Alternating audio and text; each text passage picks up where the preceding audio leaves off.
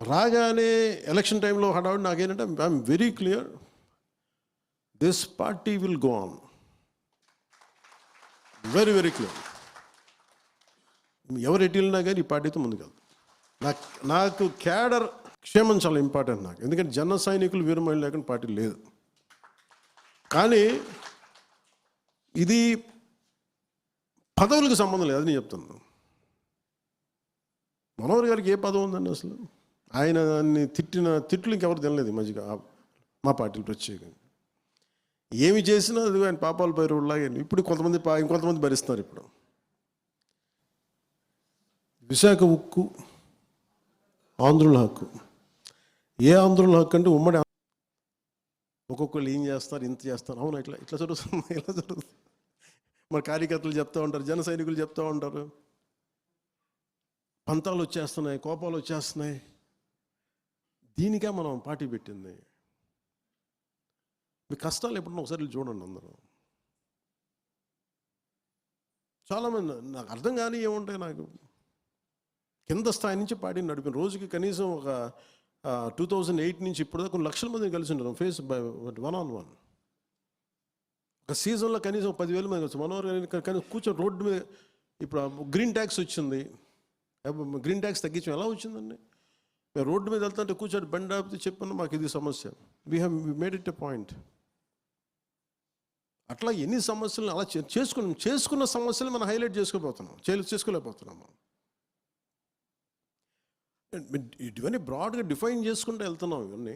కానీ ప్రాసెస్లో మనందరం అధికారం ఉన్నంత ఐక్యత, అధికారం ఉన్నంత పోరాట పటిమ అధికారంలోకి వచ్చా కొరవడ్డాయి. అందరూ మెత్తబడిపోయారు. నేను మెత్తబడలేదు. నాకున్నది ఏంటంటే I have got big responsibility. పార్టీని ఎలా నడపాలి, పోనీ చేద్దామంటే ఇది కూర్చొని 100 మంది మేధావులు కూర్చొని కలిపిన పార్టీ కాదు. నా ఆవేదనో నా కోపమో కింద పడో మీద పడో నలిగి తర్వాత చాలామంది మనోహర్ గారు లాంటి పెద్దలు, మీలాంటి పెద్దలు అందరూ వస్తే ఇప్పుడు ఫామ్ అవుతుంది పార్టీ.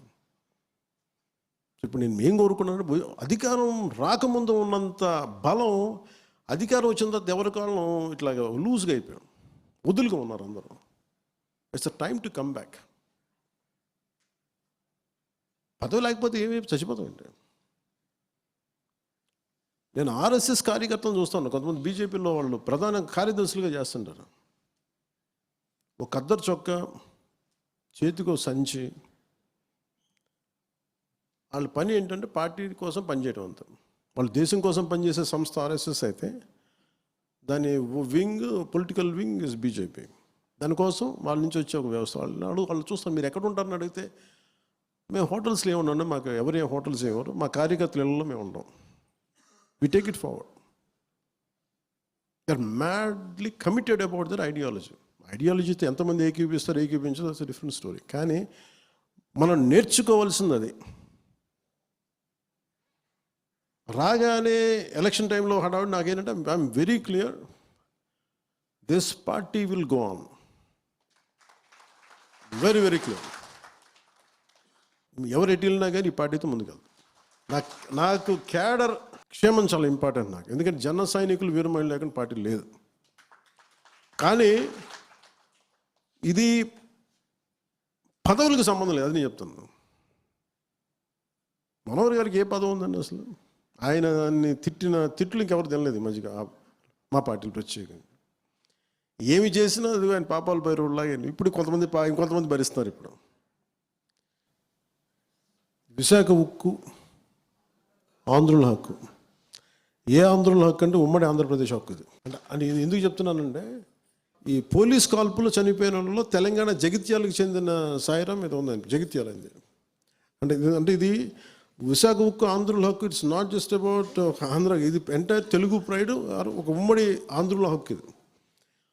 అలాంటిది ప్రైవేటైజేషన్ జరుగుతున్నప్పుడు ఇది నేను 2 సందర్భాలు, మన కోన తాతారావు గారు ఎక్కడున్నారు, కోన తాతారావు గారు ఉన్నారు, మీటింగ్ పెట్టాం.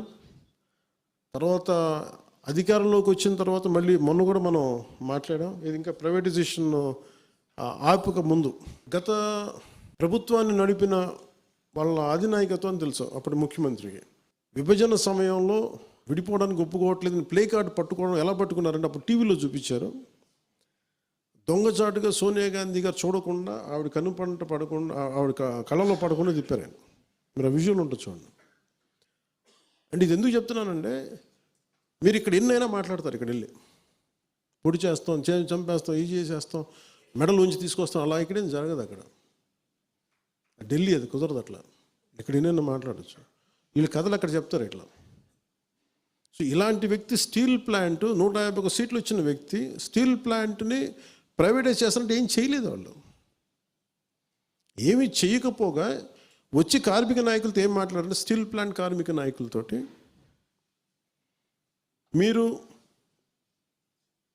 వదిలేసుకుంటే మీకు ఇండివిజువల్ ప్లాట్స్ చేసేస్తాను, మీకు కొంత ప్లాట్లు ఇచ్చేస్తాను, మీకు ఇన్ని కోట్లు వస్తాయంటే చాలామంది కార్మిక సంఘాల నాయకులు ఇది ఒప్పేస్తున్నారు. కొంతమంది నేను ఇది మొన్న క్రాస్ చెక్ చేసుకున్నాను. మళ్ళీ మన ఆఫీసులో నేను పదవి తీసుకున్న తర్వాత మాట్లాడినప్పుడు అది మేము చేయలేదని కొంతమంది చేశారు, బట్ కొంతమంది చేశారు.